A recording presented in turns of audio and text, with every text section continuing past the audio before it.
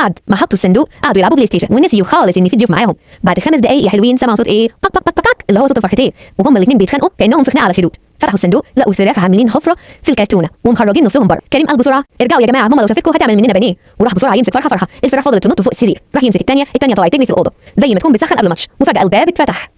ماما واقفه بشعر منكوش ومتكهرب واتصحت غلط وقالت بصوت مرعب في ايه؟ الفراخ اول ما شافوها خافوا وجريوا ناحيه الشباك وقعدوا يخبطوا على بك بك بك. افتحي الخدود بسرعه عايزين نهرب من المنظر اللي شايفينه. مامتهم صرخت فيهم وقالت فراخ في الشقه، هو احنا فتحنا مزرعه ولا ايه؟ يوسف اخوهم حاول يطمنها وقال لها ما تقلقيش يا ماما، دول فرختين بس يعني حاجه بسيطه كده. مامتهم قالت ده انا هعمل منكم فراخ مقليه النهارده، يلا بسرعه حاولوا نمسكوهم. مامتهم قررت انها تمسك الفراخ بنفسها وقالت بقى خلاص ما بديهاش، انا اللي لازم ادخل المعركه، انا اللي هتعامل معاهم باسلوبهم. وقربت منهم بالراحه وقالت لهم بك بك بك بك، اللي هو تفاوض سلمي يعني. الفراخ وقفوا وبصوا لها باستغراب، وبعدين واحد منهم طلع صوت قصير وقال بك، كان موافق على المبدا. مامتهم استغلت اللحظه وراحت مقفشه فيهم بسرعه ومسكتهم حطتهم في البلكونه. من يومها بقت البلكونه هي بيت الفراخ وقصرهم تقريبا. العيال بقوا كل يوم يصحوا الصبح على صوت بك بك بك، بيفتكروا ساعتها ان ده هو المنبه الرسمي للبيت خلاص. وباباهم لما يصحى يقول احمدك يا رب بيصحونا بدل ما يطلبوا ايجار مننا. وانتوا بقى كمان يا حبايبي قولوا لي، حد فيكم اتعرض لمواقف مضحكه مع الفراخ قبل كده؟